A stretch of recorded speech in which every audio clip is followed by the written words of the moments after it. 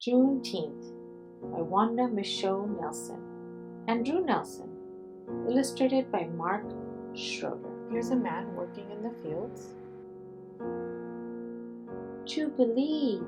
It is June 19th, 1865, a hot day in Texas. Clouds decorate the bright blue sky. On a farm outside the city of Galveston, a man hoes corn. 5 miles away, a teenage boy chops wood. Nearby, a woman scrubs the floor. Her sister milks a cow in the barn. It seems like a normal day. Then a message arrives in Galveston. It races from ear to ear through town. The message is carried to the countryside by riders on horseback. It is carried by wagon and by people on foot. The people on foot are running because the message is so important. When the news reaches the man in the cornfield, tears roll down his cheeks.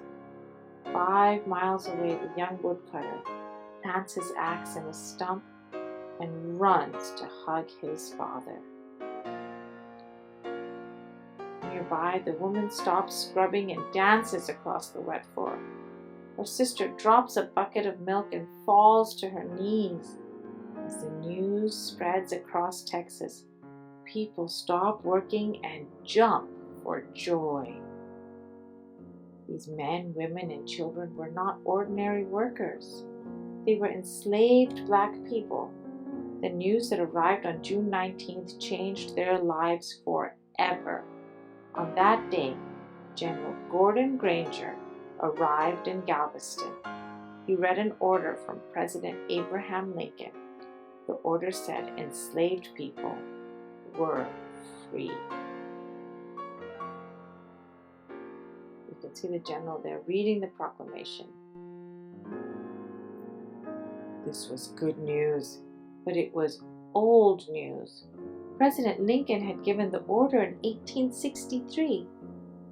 Enslaved people in some places were not told right away. It took more than 2 years for the order to reach those in Texas. When it finally did, the streets of Galveston rang with black voices shouting, "We are free! Free! Free!" Slavery. But how did black people become enslaved? Imagine that you are playing outside. Suddenly you are captured in a net like an animal. You are packed in the bottom of a ship with many other stolen people. You are taken far away to another country. You are forced to stand naked on a platform called an auction block. A man pays money for you. He owns you now. You are his property. You must do everything he says. And he can do whatever he wants to you. He can make you work. He can put chains on you. He can whip you, even kill you. You never again see your home or your family. Beginning in 1619, these things happened to millions of African people. They were taken to North America and to other places as slaves. Why did Americans want to enslave people? Some in the North wanted housekeepers and farmhands. Many Southerners needed workers for their plantations. Plantations were huge farms for cotton, tobacco, corn, and other crops. Plantation owners sold these crops to make money. The owners could keep more money if they did not have to pay their workers. They did not pay enslaved blacks. War, 1861 to 1865. Not everyone wanted slavery. Many people in the North and some in the South wanted to free enslaved people. They knew that slavery was wrong. They spoke against it. They believed that no one should own another person. Most Southerners did not want their way of life to end. Without slavery, who would pick their crops and chop their wood, who would cook their meals and clean their houses. Also, many white people believed they were better than black people. They believed that blacks were not equal and did not deserve to be free. Northern leaders would not give up, and the southern states would not give in. Finally, a group of southern states decided they could no longer be a part of the United States. They broke away and formed the Confederate States of America. Now the country was divided into two parts, the Confederacy in the south and the Union in the north. On April 12, 1861, armies from the two sides began to fight. This was the start of the Civil War. Freedom. On January 1, 1863, President Lincoln signed a special order called the Emancipation Proclamation. It said that all persons held as slaves in the Confederate States were forever free. Many plantation owners kept Lincoln's orders secret. Even when the owners knew the South would lose the war, they wanted one more free harvest. The Union soldiers brought the news as the troops moved through the South. Enslaved people spread the word to others. Thousands of newly freed blacks joined the Union Army to help win the war. Some who were enslaved in Texas heard tales about freedom, but they couldn't be sure these stories were true. They had to be careful. If they even talked about freedom, they could be punished. If they tried to leave the plantations, they might be whipped, or much worse. All they could do was wait and hope. Finally, April 1865, the Union won the Civil War. More than 700,000 people from the North and South died fighting in this war. On June 19th, Union General Granger brought the news of freedom to Galveston. Texas was the last state where the official announcement was made. No more slavery chains. Not everyone believed the announcement. More than 200 years had passed since Africans were first captured and brought to North America. By 1865, most enslaved blacks in North America had been born here. The only life they knew was slavery.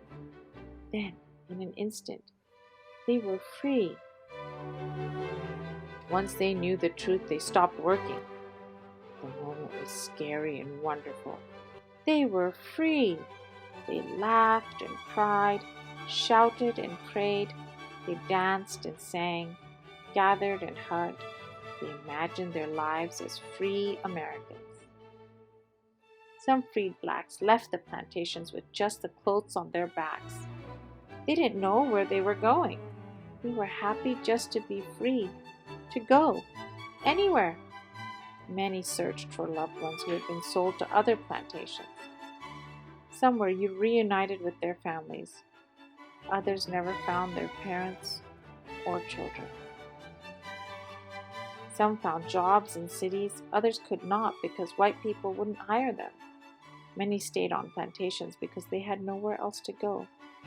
They were free, but Black Americans would struggle for equal rights for a long time. Still, the end of slavery brought a great joy and a reason to celebrate. Juneteenth.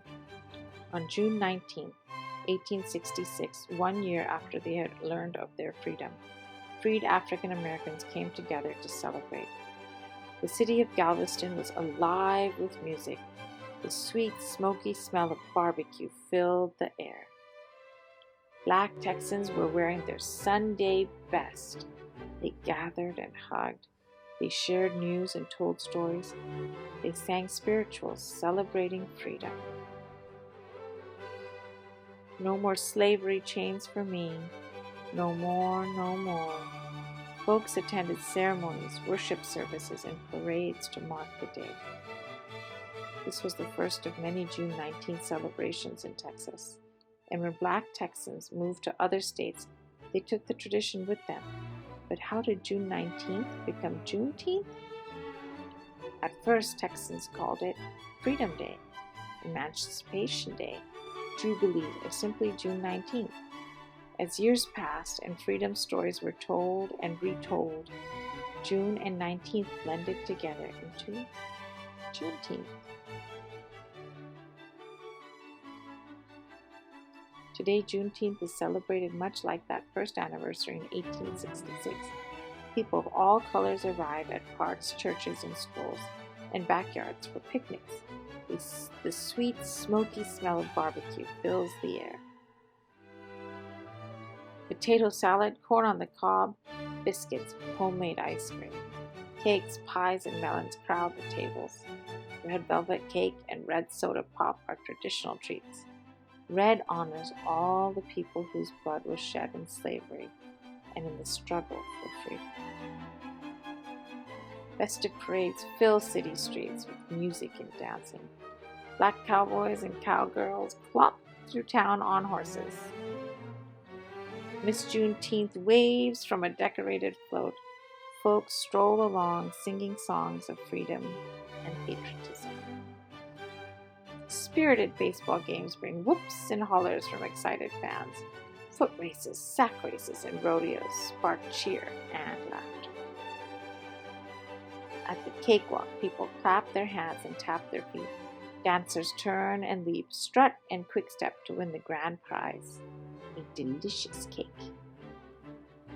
Worship services and readings of the Emancipation Proclamation are important parts of Juneteenth. Speakers tell and retell stories of slavery and freedom. They share tales of why enslaved Texans were last to get the news.